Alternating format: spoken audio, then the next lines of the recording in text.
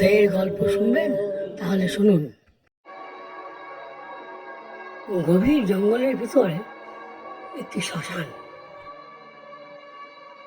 কিছু দূর গেলেই একটা পুরনো মন্দির দেখতে পাওয়া যায়। শোনা যায় এই মন্দিরে পুজো দেওয়া বা মন্দির দর্শন করা সাধারণ কাজ নয়, কারণ এই মন্দিরের রক্ষণাবেক্ষণ করে আসছে অশরীরী আত্মারা। যারাই ওখানে যাবার চেষ্টা করেছে তারা কেউই আর ফিরে আসেনি।